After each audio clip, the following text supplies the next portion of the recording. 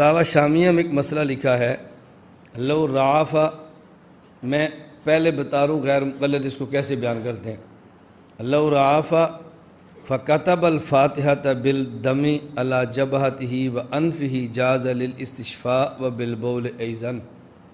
اگر کسی شخص کو نکسیر پھوٹ پڑی ہو، خون سے مسلسل نکلتا ہو، تو نکسیر کا علاج کرنے کے لیے اپنے ناک اور اپنی پیشانی پر خون یا پیشاب کے ساتھ فاتحہ لکھ لے تو جائز ہے۔ غیر مقلد کہتے ہیں کہ حنفیہ کی فقہ کی معتبر اور مستند ترین کتاب یہ فتاوی شامیہ ہے۔ اس وقت تک کوئی شخص ہمارے یہاں مفتی تصور ہی نہیں ہوتا جب تک وہ شامیہ کا مطالعہ نہ کرے، اور فتویٰ دینے میں سب سے بنیادی کتاب یہ ہے۔ تو دیکھو فقہ حنفی کی اتنی بنیادی اور معتبر کتاب میں لکھا ہے کہ سورۃ الفاتحہ کو پیشاب اور خون کے ساتھ لکھنا جائز ہے، الیاذ باللہ۔ تو یہ لوگ کس طرح قرآن کریم کی توہین کرتے ہیں حنفی۔ اب جو بندہ اس مسئلے کو پڑھے گا بندہ پریشان تو ہوگا۔ ایک بات سمجھ لیں، یہ جو ہمارے یہاں فتاوی شامیہ چھپا ہوا ہے اس کے اندر 3 کتابیں ہیں۔ سب سے پہلے ایک متن ہے اور مختصر سی کتاب ہے جس کا نام ہے تنویر الابصار۔ اس تنویر الابصار پر ایک شرح ہے، اس کا نام ہے الدر المختار۔ پھر الدر المختار پر حاشیہ ہے، اس کا نام ہے رد المختار۔ یہ ہے فتاوی شامیہ۔ تو اس میں 3 کتابیں ہیں۔ نمبر 1 تنویر الابصار، یہ متن ہے، اور اس کی شرح الدر المختار، اور اس پر حاشیہ رد المختار۔ یہ رد المختار حاشیہ اس کو فتاوی شامیہ کہتے ہیں اور فتاوی ابن عابدین بھی کہتے ہیں۔ تو یہ وہ لوگ اعتراض کرتے، اب جواب سمجھیں۔ ہم نے کہا کہ دیکھو آپ نے پوری بات کو پڑھا نہیں ہے یا پوری بات کو سمجھا نہیں ہے۔ آدھی بات پڑھتے ہیں یا آدھی بات سمجھتے ہیں، اس لیے مسئلے کا رخ بالکل غلط ہو جاتا ہے۔ ہمارے احناف کے ہاں قرآن کریم کو بغیر وضو کے ہاتھ لگانا جائز نہیں ہے۔ تو جن کے ہاں بغیر وضو کے قرآن کو ہاتھ لگانا جائز نہ ہو، ان کے ہاں قرآن کریم کو پیشاب سے لکھنا جائز کیسے ہوگا؟ جن کے ہاں بغیر وضو کے قرآن کریم کو ہاتھ لگانا جائز نہ ہو، ان کے ہاں قرآن کریم کو خون کے ساتھ لکھنا کیسے جائز ہوگا؟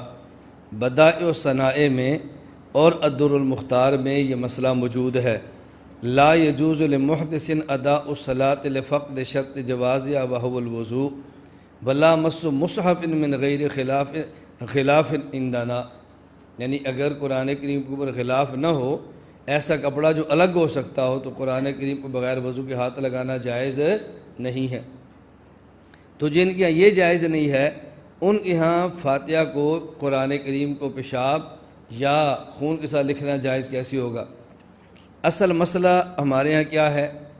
مسئلہ یہ درج ہے کہ اگر کسی شخص کو نکسیر پھوٹ پڑی اور اس کے پاس اور کوئی علاج نہیں تھا سوائے اس کے کہ کوئی عامل کہے کہ سورۃ الفاتحہ تم پیشاب یا خون کے ساتھ اپنی پیشانی یا ناک پر لکھو، اس کے علاوہ اور علاج ان کے پاس نہیں تھا، تو کیا یہ جائز ہے یا جائز نہیں ہے؟ اب پوری بات یہ لکھی ہے۔ اچھا، ایک اس سے پہلے بات سمجھ لیں، اصل مسئلہ یہ ہے کہ حرام چیز کے ساتھ علاج کرنا جائز ہے یا نہیں۔ الدر المختار میں ہے، اور رد المختار میں واختلف فی التداوی بالمحرم، کہ حرام چیز کے ساتھ علاج کرنا جائز ہے یا جائز نہیں۔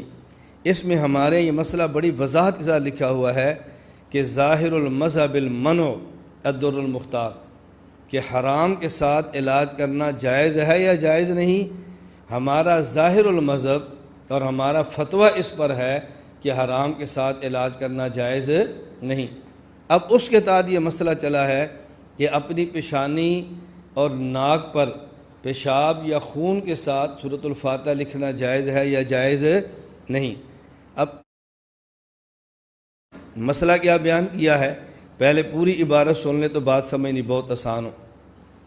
عبارت یہ ہے، لو عنفا، اگر کسی کو نکسیر آ گئی، فَكَتَبَ الْفَاتِحَةَ بِالدَّمِ عَلَى جَبْهَتِهِ وَأَنْفِهِ جَازَ لِلْاِسْتِشْفَاءِ وَبِالْبَوْلِ أَيْضًا، اور اس شخص نے اپنی پیشانی یا اپنے ناک پر سورۃ الفاتحہ خون یا پیشاب کے ساتھ لکھی تو یہ جائز ہے شفا حاصل کرنے کے لیے، لیکن شرط کیا ہے؟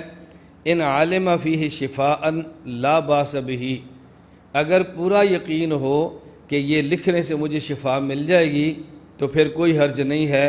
لاکن لم ینقل، یہ لاکن لم ینقل کا معنی کیا ہے؟ اس عبارت کو سمجھیں، کس چیز سے شفا ملتی ہے؟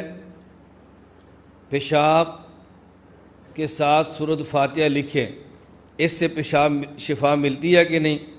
یا تو یہ معلوم ہوگا عقل کے ذریعے، عقل بتائے کہ فاتحہ پیشاب سے لکھے تو شفا مل جاتی ہے، عقل اس کا فیصلہ نہیں کرتی، یا اس کا پتہ چلے گا طب کے ذریعے کہ طب بتائے گی حکمت کے سے شفا ملتی ہے کہ نہیں۔ یہ حکمت کا موضوع ہی نہیں ہے، حکمت دواؤں کے اثرات سے بات کرتی ہے اور حکمت میں عملیات سے بحث نہیں ہوتی۔ اب شفا ہے یا نہیں یہ معلوم ہوگا قرآن کریم یا حدیث پاک سے، اور کہیں قرآن کریم اور حدیث پاک میں نہیں ہے کہ سورۃ الفاتحہ کو پیشاب یا خون کے ساتھ لکھو تو شفا مل جاتی ہے۔ اب سورۃ الفاتحہ کو پیشاب یا خون کے ساتھ لکھیں تو لکھنا جائز ہے کب؟ جب یہ معلوم ہو کہ اس طرح کرنے سے شفا مل جاتی ہے، اور معلوم ہوگا عقل سے، عقل سے بھی معلوم نہیں ہو رہا، یا معلوم ہوگا طب حکمت سے، طب حکمت کا موضوع نہیں ہے، یا معلوم ہوگا قرآن اور حدیث سے، اور قرآن کریم میں ایسی کوئی آیت نہیں جس میں یہ لکھا ہو کہ اس سے شفا مل جاتی ہے، احادیث میں کوئی حدیث بھی نہیں کہ جس سے معلوم ہو کہ اس سے شفا مل جاتی ہے۔ تو اس کا مطلب یہ ہے کہ جائز تب تھا کہ جب معلوم ہو شفا مل جاتی ہے، اور اس سے شفا کا ملنا معلوم نہیں، جب معلوم نہیں تو اس کو لکھنا بھی جائز نہیں ہے۔ لفظ استعمال کیا ہے ان عالم فیہ شفاء لا باس بہ لاکن لم ینقل، اگر اس سے شفا کا علم ہو جائے تو جائز، لا باس بھی کوئی حرج نہیں ہے، لاکن لم ینقل یہ نہیں فرمایا لاکن لم یعلم، لیکن ان سے شفا کا ملنا معلوم نہیں ہے، فرمایا اس سے شفا کا ملنا منقول نہیں ہے۔ کیوں؟ معلوم ہونا تھا عقل سے، وہ ہو نہیں سکتا، طب سے ہو نہیں سکتا، تو باقی رہ گئی نا شریعت، تو جو بات شریعت میں ہو نا اسے کہتے ہیں کہ یہ بات منقول ہے، یہ منقولات میں سے ہے، قرآن کریم میں ہے، یہ حدیث پاک میں ہے۔ تو لاکن لم ینقل کا معنی یہ ہے کہ اس کے معلوم ہونے کا ایک ہی ذریعہ تھا کہ یا قرآن میں ہوتا یا حدیث میں، اور قرآن و حدیث میں کہیں بھی منقول نہیں ہے کہ فاتحہ پیشاب سے لکھے تو شفا مل جاتی ہے۔ تو لاکن لم ینقل جب منقول نہیں ہے اس کا معنی کہ معلوم بھی نہیں ہے۔ جائز تو تب تھا جب شفا کا علم ہوتا، تو جب شفا کا علم نہیں ہے تو فاتحہ کو خون کے ساتھ لکھنا جائز بھی نہیں۔ تو شامیہ میں دلیل دی جا رہی ہے اس کے جائز نہ ہونے پر، اور یہ بدبخت کہہ رہے ہیں کہ شامیہ میں لکھا ہے کہ جائز ہے، شامیہ میں لکھا ہے کہ جائز ہے۔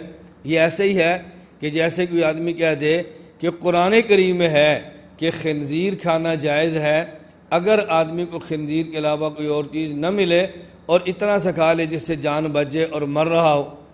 اب کوئی بندہ کہے جی قرآن میں لکھا ہے خنزیر کھانا جائز ہے، بھئی خنزیر کھانا جائز ہے، اس کے لیے دو شرطیں لکھی تھی، غیر باغ ولا عاد، نمبر ایک اس کے علاوہ بچنے کی صورت کوئی نہ ہو، نمبر دو اتنا کھائے جتنی ضرورت ہو۔ یہ دو شرطیں تھیں، اس نے دو شرطوں کو چھوڑ دیا اور یہ کہہ دیا کہ خنزیر کھانا جائز ہے، قرآن میں لکھا ہوا ہے۔ بھائی جو شرطیں لکھی ہیں وہ بھی تو بتاؤ نا۔ تو شامیہ میں یہ لکھا ہے کہ جائز ہے، لیکن شرط یہ ہے کہ اس میں شفا کا علم ہو، تو شفا کا علم نہیں ہے لہذا اس کو استعمال کرنا جائز بھی نہیں۔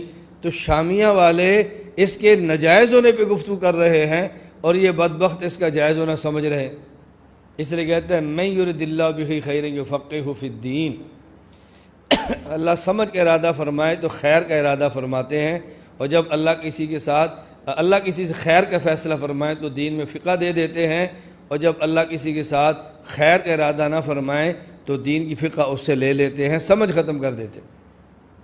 یہ تو ہم نے بات کی ہے عام بندے کو سمجھانے کے لیے کہ اس کو بات سمجھ آ جائے۔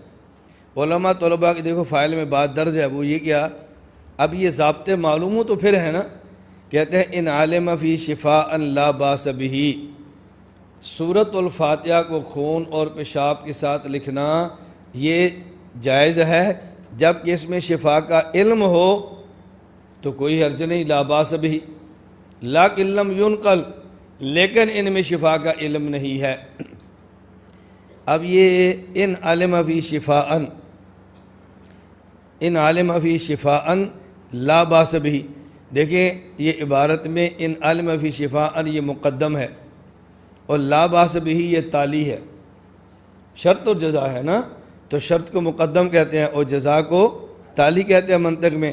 اب ضابطہ کیا ہے کہ اگر مقدم اور جزا، مقدم اور تالی، شرط اور جزا اگر ان میں نسبت تساوی کی ہو، اگر ان میں نسبت تساوی کی ہو اور پھر آپ مقدم کی نفی کر دیں تو نفی مقدم سلب مقدم یہ مستلزم ہوتی ہے سلب تالی کو، کہتے ہیں ان کانت الشمس طالعۃ فالنہار موجود، اگر سورج طلوع ہے تو دن موجود ہوگا۔